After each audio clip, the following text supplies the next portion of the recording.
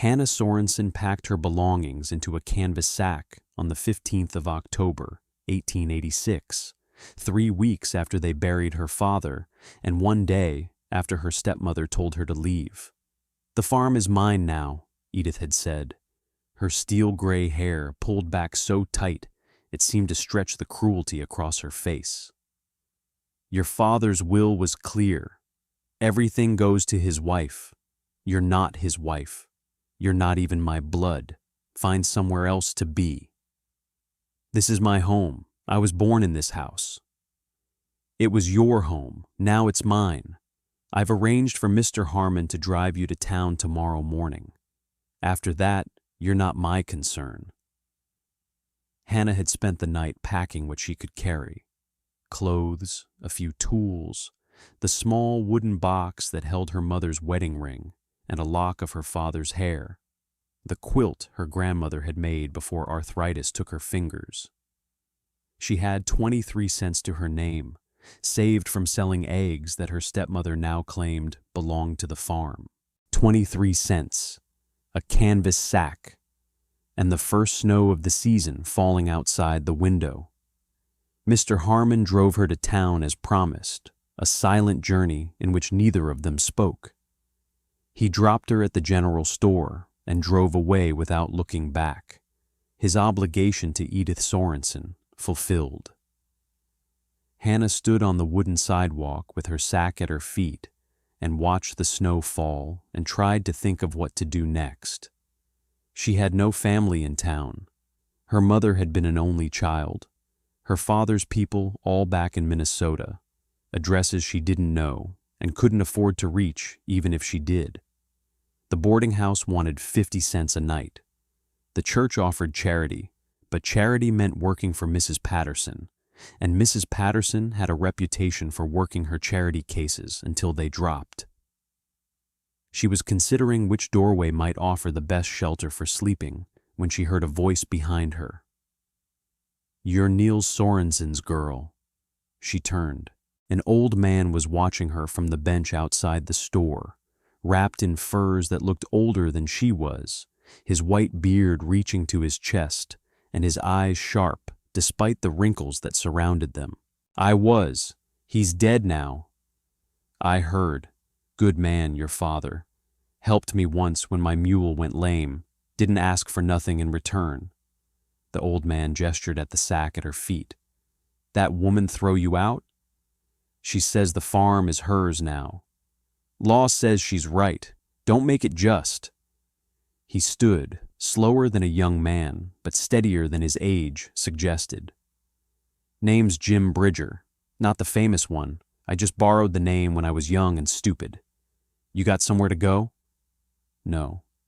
"You got money for a room?" 23 cents.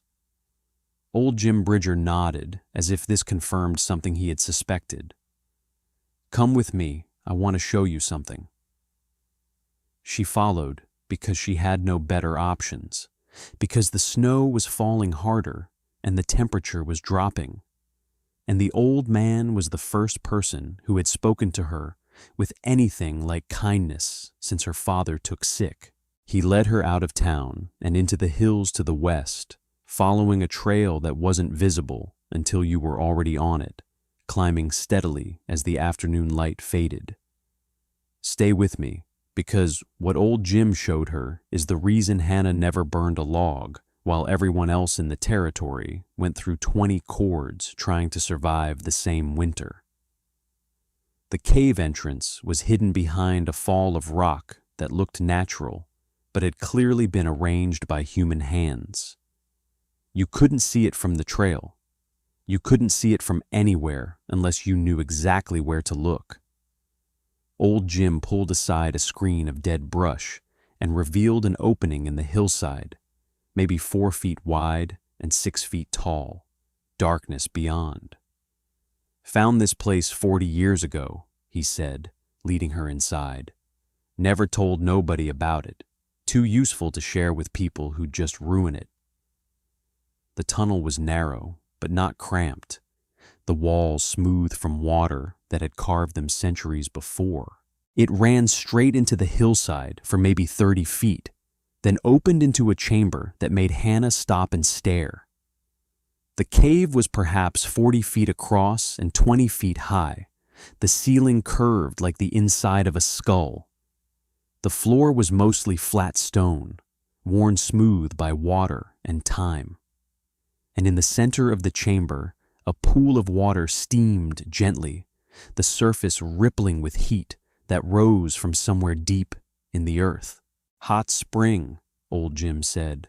104 degrees year-round, never changes, never stops. The water comes up from below, heats the air, keeps the whole cave warm as a house with a fire going. He gestured at the walls, the ceiling, the steam that rose from the pool. 58 degrees in here, even when it's 40 below outside. I've spent winters in this cave when I was too old or too broke to go anywhere else. Never needed a fire, never burned a stick of wood. The earth does all the work. Hannah walked to the edge of the pool and held her hand over the water. The heat rose against her palm, steady and constant, the temperature of a warm bath. The air in the cave was humid but comfortable, the chill of the October afternoon already fading from her bones. "Why are you showing me this?" "Because your father helped me when he didn't have to. Because that woman who threw you out is the kind of person who makes me ashamed to be part of the same species." Old Jim sat down on a boulder near the pool, his old joints creaking.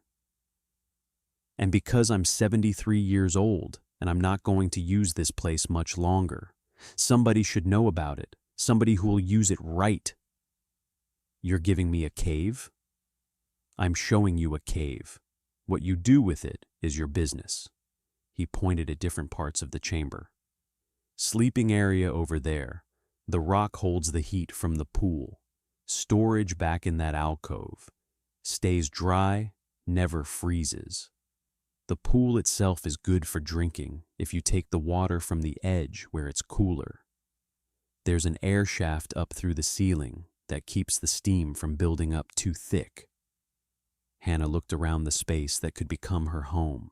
It was primitive, nothing like the house she had grown up in, but it was warm and dry, and it was being offered to her by someone who owed her nothing. "What about winter? Real winter?" "I spent the winter of '62 in here, when the snow was so deep the wolves couldn't hunt. Stayed at 56 degrees the whole time. The spring never stops, the heat never fades. You seal the entrance with hides or canvas. You sleep near the pool. You'll be warmer than anyone in town with their stoves and their firewood." She moved in that night, bringing her canvas sack and her 23 cents into a cave that had been waiting 40 years for someone to need it. Old Jim helped her gather materials for sealing the entrance, a frame of branches, a cover of canvas he had stored in the back alcove, strips of hide to close the gaps. By the time darkness fell, the cave was sealed and warm, the steam from the pool filling the air with moisture that softened the cold she had carried in her lungs. She slept on a bed of dried grass near the edge of the pool, the stone beneath her warm from the water that flowed past, the air around her humid and comfortable. She slept better than she had since her father died, warm and safe in a cave that the winter couldn't touch. The work of making the cave livable took most of November. She gathered more dried grass for bedding and insulation. She built a simple shelf system in the storage alcove using flat stones and branches. She created a cooking area near the entrance where she could build small fires when she needed them for food, though she rarely did. The hot spring water was hot enough to cook eggs and soften dried meat, and she learned to prepare most of her meals using nothing but the constant heat that rose from below. She hunted when she could, setting snares for rabbits in the hills around the cave. She gathered what the land offered: late berries, roots, The inner bark of certain trees that old Jim had taught her was edible. She traded rabbit pelts in town for flour and salt and the few supplies she couldn't gather herself. The people in town knew she was living somewhere in the hills, but they didn't know where, and she didn't tell them. Edith Sorensen came to town in early December, wrapped in furs that had once belonged to Hannah's father, riding in a wagon driven by a man Hannah didn't recognize. She saw Hannah standing outside the general store, and her face twisted into an expression of surprise that quickly became contempt. "Still alive, I see. I expected the cold would have taken you by now. Sorry to disappoint you. Where are you living? The church charity house? One of the cribs behind the saloon?" Hannah smiled, the first genuine smile she had managed since October. "I have a place. Warm enough. Warmer than your house, probably." "I doubt that." Edith's eyes narrowed. "My house has a proper stove. 2 of them. I've already burned through 10 cords of wood, and it's not even Christmas." "That sounds expensive. It's comfortable, unlike whatever hole you've crawled into." Hannah didn't respond. She just kept smiling, the smile of someone who knew something that Edith didn't know, and watched her stepmother's confusion grow.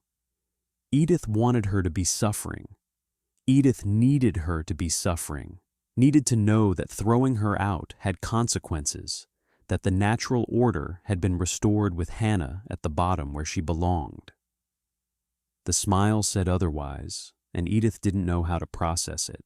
"You'll freeze before spring," Edith said, finally. "Mark my words, they'll find you in some ditch, stiff as a board." "Maybe, but I doubt it." The winter of 1886 to 1887 was one of the worst in territorial history. The snow started falling in November and didn't stop until March. The temperatures dropped to 30 below and stayed there for weeks at a time. Cattle froze standing up. Men got lost between their houses and their barns and weren't found until the thaw. The railroads shut down. The towns ran low on supplies. People burned furniture, fence posts, anything that would catch fire. Hannah Sorensen spent the winter in a cave that stayed 57 degrees regardless of what the weather did outside. She sealed the entrance tight, slept near the warm pool, cooked her food in the hot spring water, and waited for spring with the patience of someone who had nothing to fear from the cold. She didn't burn a single log, not one. The earth provided all the heat she needed, rising up from below in an endless supply that had been flowing since before humans walked this continent. The hot spring was her stove, her furnace, her fireplace.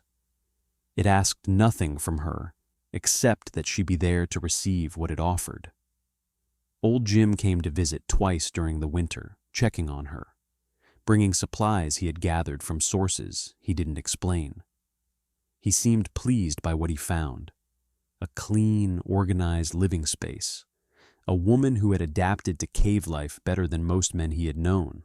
"You're doing good," he said on his second visit, in February. "Better than I expected. I had a good teacher. You had a starting point. The rest you figured out yourself." He accepted a cup of hot spring water, sipping it slowly. "What will you do come spring?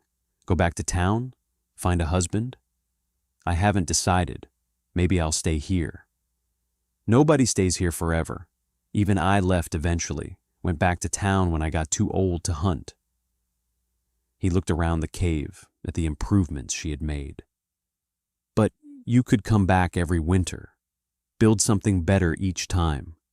This place will be here long after both of us are gone." Spring came slowly, the snow melting in stages, the world outside the cave gradually returning to life.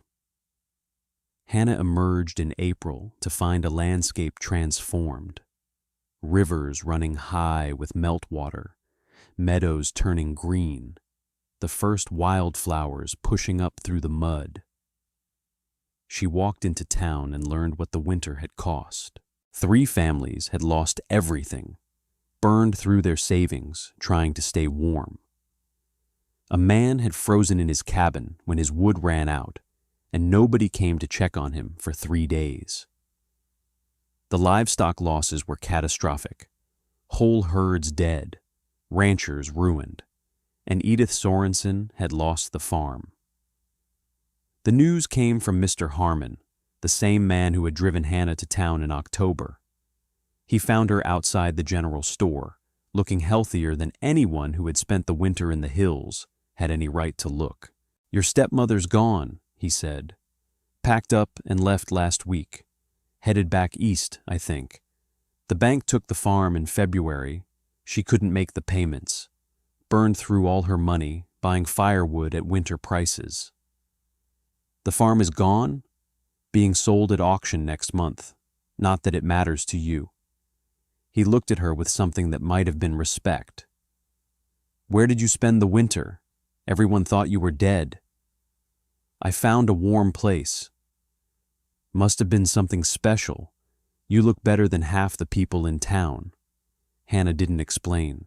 She just smiled the same smile she had given Edith in December, the smile of someone who knew something that others didn't, and walked away to buy supplies with money she had earned selling rabbit pelts. She didn't buy the farm at auction. She didn't have that kind of money, and anyway, she didn't want it.